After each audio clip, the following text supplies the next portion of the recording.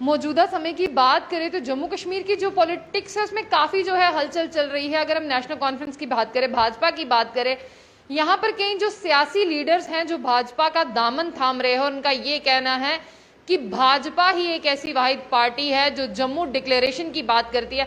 हालांकि जम्मू डिक्लेरेशन की शुरुआत जहां से हुई थी, आज मैं उन्हीं के साथ हूं।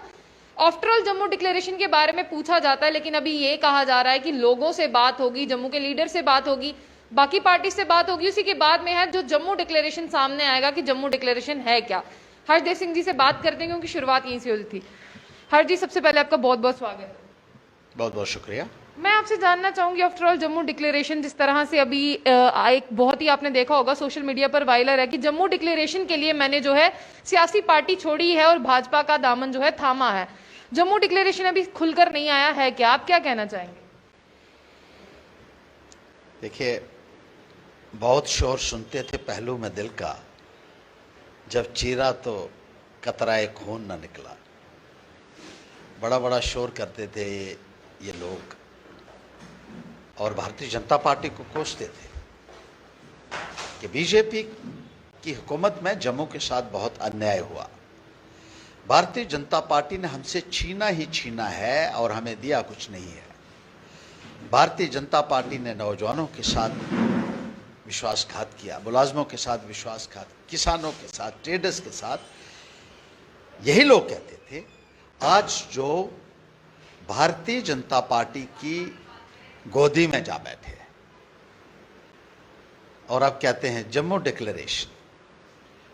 अभी तक जम्मू डिक्लेरेशन जो है उसके बारे में कंसेप्ट ही इनको क्लियर नहीं है, क्योंकि खुद ये कह रहे हैं कि अभी जम्मू डिक्लेरेशन बनेगा। लेकिन हमने तो जम्मू डिक्लेरेशन का नारा जो है वो उस वक्त दिया था जब कश्मीर में गुपकार डिक्लेरेशन हुआ, और देने की ज़रूरत उस वक्त पड़ी थी क्योंकि उस वक्त तिरंगे का अपमान किया गया था वहाँ कश्मीर में, गुपकार डिक्लेरेशन के ही कुछ कॉन्स्टिट्यूएंट्स द्वारा, जिसकी वजह से हमने ये कहा था कि एक जम्मू डिक्लेरेशन भी होगा। और जम्मू डिक्लेरेशन एक नेशनलिस्ट फोर्सेस का एक स्लोगन होगा, एक एजेंडा होगा, और इसमें जम्मू प्रांत के लोगों को जो समस्याएं हैं, जो उनकी परेशानियां हैं, उनको एड्रेस किया जाएगा। जम्मू को बराबर का अधिकार देने की बात की जाएगी, जम्मू को एम्प्लॉयमेंट में बराबर का हिस्सा, जम्मू को एलोकेशन ऑफ फंड्स में बराबर का हिस्सा, जम्मू को डेवलपमेंट प्रोजेक्ट्स में बराबर का हिस्सा, जम्मू को असेंबली सीट्स में बराबर का हिस्सा, और मुकम्मल न्याय मिलना चाहिए, ये मकसद था। और हमने ये भी कहा था कि हम कश्मीर के खिलाफ नहीं हैं, कश्मीर को अपना हिस्सा दीजिए, जम्मू को अपना हिस्सा दीजिए। हमारा यही मकसद था कि जो भी जाति और भेदभाव जम्मू प्रांत के साथ हो रहा है वो उसके ऊपर लगाम कसनी चाहिए और जम्मू को अपना जो ड्यू शेयर है वो मिलना चाहिए। तो हमने तो पहले दिया था। अब ये लोग जम्मू डिक्लेरेशन तो करते रहे, लेकिन इन्होंने कभी भी जम्मू डिक्लेरेशन को डिफाइन करने की कोशिश नहीं की, और आज ये बात साबित हो चुकी है, क्योंकि आज ये कह रहे हैं कि अभी हम मिलेंगे और उसके बाद बात करेंगे। तो जो आपने प्लंज लिया है भारतीय जनता पार्टी में, उसकी वजूहत क्या हैं ये लोग ज़रूर जानना चाहेंगे। और आपसे ये भी कहना चाहता हूँ कि जिस तरीके से भारतीय जनता पार्टी दबाव बना रही है पॉलिटिकल पार्टीज के ऊपर, मैं कहूँगा तमाम पॉलिटिकल पार्टी के लीडरशिप से कि खड़े होइए, मुकाबला कीजिए, सरेंडर मत कीजिए। अगर आप अन्याय के खिलाफ खड़े नहीं हो सकते हैं तो आपको सियासत में बने रहने का कोई अधिकार नहीं है। अन्याय के सामने जो झुक जाता है, मैं उसको लीडर नहीं मानता हूं, वो तो डीलर होगा, लोगों का डीलर है, वो लीडर नहीं है। आप लोग हमेशा भारतीय जनता पार्टी की पॉलिसीज को क्रिटिसाइज करते रहे। आप ये कहते रहे कि भारतीय जनता पार्टी हिंदुस्तान पाकिस्तान के नाम पर वोट लेती है, हिंदुस्तान मुसलमान के नाम पर वोट लेती रही है, उसको आप फासिस्ट रजीम कहते रहे हैं।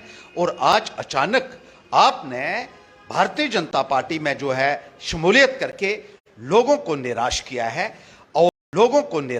है, और अपोजिशन को खत्म करने की भारतीय जनता पार्टी की जो साजिश है उसमें आप शरीक हो गए। इसके साथ आप का नाम भी लिया जा रहा है, यहाँ पे कह रहे हैं कि अब हर्षदेव सिंह जो को भी भाजपा जो है वो ज्वाइन कर लें।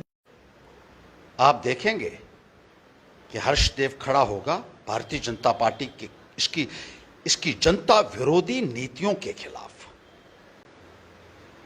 इसकी एंटी पीपल पॉलिसीज के खिलाफ, इसकी एंटी यूथ पॉलिसीज के खिलाफ। भारतीय जनता पार्टी ने नौजवानों को सड़कों के ऊपर बैठने के लिए मजबूर किया, बूट पॉलिश करने के लिए मजबूर किया। भारतीय जनता पार्टी ने जो कॉन्ट्रेक्चुअल्स हैं, जो डेली वेजर्स हैं, जो बेचारे लोअर रंग एम्प्लॉइज हैं, उनके साथ इतनी ज्यादती की। भारतीय जनता पार्टी ने ट्रेडर्स के साथ बेइंसाफी की। भारतीय जनता पार्टी ने ट्रेडर्स के साथ बेइंसाफी, किसानों और मजदूरों के साथ बेइंसाफी की। किस मुंह से आप? कुछ लोग डर गए हैं और कुछ लोग लोभ लालच में फंस गए हैं और वहां जा रहे हैं। लेकिन उनसे यह कहना चाहूंगा कि अपने पांव के ऊपर खड़े होकर मरना घुटने टेक कर जीने से कहीं ज्यादा बेहतर है। आपने सरेंडर करके अपने लाखों कार्यकर्ताओं को निराश किया है, क्योंकि वो समझते थे कि आप समक्ष खड़े हो सकते हैं, लेकिन आप खड़े नहीं हो सकते। आपने ये साबित कर दिया और आप सीधे भारतीय जनता पार्टी की झोली में जा टपके। चलिए कश्मीर की बात कर लेते हैं। कश्मीर में आए दिन आपने देखा कि सिलेक्टिव टारगेटिंग किलिंग्स का मामला जो है वो लगातार जारी है। इससे पहले जब नोटबंदी की गई थी तब यही कहा गया था कि इस माहौल को खत्म किया जाएगा। आपको क्या लगता है कि दूध की नदियों की जगह खून की नदियां नहीं बह रही हैं? बिल्कुल, ये कहते थे कि दूध की नदियां बहेंगी जब 370 अबॉलिश होगा, और बीजेपी तो कहती थी इनके आने के बाद तो बहुत कायाकल्प हो जाएगी और बड़े बड़ा बोनांजा नौजवानों को मिलेगा, यहाँ बहुत बड़ा एक क्रांतिकारी परिवर्तन हो जाएगा। लेकिन हालात ये हो गए हैं कि दूध की नदियों के बजाय खून की नदियां बहना शुरू हो गई हैं। और ऐसे माहौल में भी जब खून की नदियां बह रही हैं तो भारतीय जनता पार्टी ऐसे हालात से निपटने की बजाय अपोजिशन पार्टीज को तोड़ने में लगी हुई है। वो इन हालात को सामान्य बनाने की कोशिश नहीं कर रही है। हालात 1990 की तरफ जा रहे हैं। सिचुएशन लगातार डिटीरियोरेट हो रही है और भारतीय जनता पार्टी इस फिराक में है कि वो अपोजिशन को खत्म कर सके, वो इन पार्टीज में सेंध लगा सके, इनके लीडर्स को तोड़ दे, ताकि इसकी नाकामियों को उजागर करने वाला कोई ना बचे। कोई बचेगा या ना बचेगा, लेकिन हर्षदेव खड़ा होगा जब तक भारतीय जनता पार्टी सुधर नहीं जाती और जब तक ये एंटी पीपल पॉलिसीज इनकी जारी रहेंगी, तब तक इनकी मुखालफत हम डट कर करते रहेंगे।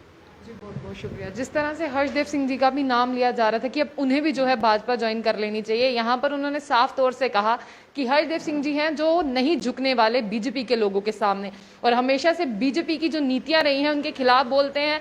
और अगर हम यूथ की बात करें, ऐसे तबकों की बात करें जिनके बारे में कोई बात नहीं करता, तो अगर हम पैंथर्स पार्टी की बात करें और हर्षदेव की बात करें, हमेशा से इनके वर्कर्स और ये जो हैं उन सभी बातों के खिलाफ खड़े रहते हैं और कोई भी मुद्दा हो सबसे पहले उजागर करते हैं। तो अब देखते हैं आने वाले समय में क्या होता है, कौन सी नई पार्टियों में किस तरह की उथल पुथल रहती है। तो ऐसी और भी अपडेट्स के लिए देखते रहिए जंग बुलेटिन। आशिया खान साथ, अल्लाह हाफिज।